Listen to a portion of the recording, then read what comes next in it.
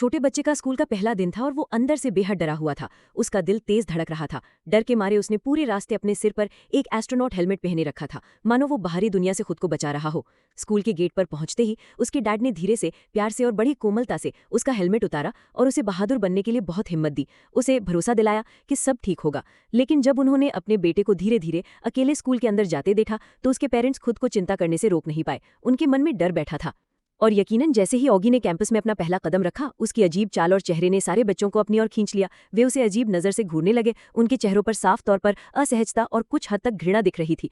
वो क्लासरूम में अंदर चला गया और जिस पल उसने अंदर कदम रखा, सारी बातें जो पहले चल रही थी तुरंत बंद हो गईं और पूरी क्लास में एक पल के लिए गहरा सन्नाटा छा गया। टीचर ने सबसे अपना इंट्रोडक्शन देने के लिए कहा। जब उन्होंने ऑगी की तरफ देखा तो लड़के ने अपना सिर हिलाकर मना कर दिया। उसकी आंखों में डर था, लेकिन टीचर ने मुस्कुराते हुए और धैर्य से जिद की। ना चाहते हुए भी ऑगी धीरे से झिझकते हुए खड़ा हुआ और उसने फुसफुसाते हुए कहा कि उसे स्टार वॉर्स बहुत पसंद है। तभी एक अमीर लड़का जो क्लास का बुली था बीच में टोकते हुए बोला, ऑगी तो एक कैरेक्टर जैसा दिखता है, बिल्कुल उन एलियंस जैसा। उसने आगे कहा, अगर मैं तुम्हारी तरह दिखता तो मैं कभी घर से बाहर नहीं निकलता। और उसकी बात खत्म होते ही पूरी क्लास हंसी के ठहाकों से गूंज उठी। ऑगी को बिल्कुल अकेला और शर्मिंदा महसूस हुआ। ये तो बस ऑगी के लिए बुलिंग की एक लंबी और दर्दनाक शुरुआत थी। लंच के दौरान वही लड़का फिर से ऑगी के पास आया और उससे कहा कि जब वो खाता है तो एक मॉन्स्टर जैसा लगता है, उसे देखकर घिन आती है। साइंस क्लास में ऑगी ने अपने गहरे ज्ञान और बुद्धिमत्ता से टीचर को बहुत इंप्रेस कर दिया, लेकिन दूसरों से सम्मान पाने के बजाय उसकी बुद्धिमत्ता ने बुली की आग को और भड़का दिया। वो खेलने के बहाने ऑगी पर झपट पड़े, उसे क्लास खत्म होने तक लगातार परेशान करते रहे, उसे धक्का देते रहे और उसका मजाक उड़ाते रहे। स्कूल के बाद वे उसका पीछा करते रहे, उसे अजीब अजीब नामों से बुलाते रहे और उसकी छोटी सी चोटी का मजाक उड़ाते रहे, ये कहकर कि केवल बदसूरत लोग ही ऐसी अजीब हरकतें करते हैं, जैसे ये कोई बीमारी हो।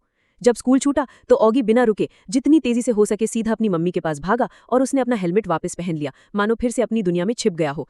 घर आकर उसने एक कैंची पकड़ी और खुद अपनी चोटी काट दी, गुस्से और निराशा में, ताकि फिर कभी कोई उसका मजाक ना उड़ा सके। उसने किसी से भी बात करने से साफ मना कर दिया, खुद को सबसे अलग कर लिया। उसकी मम्मी ने उसे खुश करने की बहुत कोशिश की, उसे गले लगाया, पर ऑगी गुस्से में आ गया और चिल्लाते हुए अपने कमरे में चला गया। दरवाजा जोर से बंद कर लिया। उसकी मम्मी उसके पीछे गई और उससे बात करने की कोशिश करने लगी, उसके कमरे के दरवाजे पर खड़े होकर। क्या मुझे इतना बदसूरत होना होगा? जब उसकी माँ ने उसे प्यार से और तसल्ली भरे शब्दों में समझाया तो ऑगी ने झल्ला कर कहा, आप सिर्फ इसलिए कहती हैं क्योंकि आप मेरी माँ हैं, आपको तो ऐसा कहना ही होगा। लेकिन उसकी माँ ने धैर्य से, बहुत प्यार से उसे याद दिलाया, एक दिन कोई ऐसा आएगा जो तुम्हें असल में देखेगा, तुम्हारी असली पहचान को समझेगा, तुम्हारे दिल के अंदर जो अच्छाई है उसे देखेगा। और क्योंकि मैं तुम्हारी माँ हूँ, मेरी बात सबसे ज्यादा मायने रखती है, क्योंकि मेरा प्यार सच्चा है।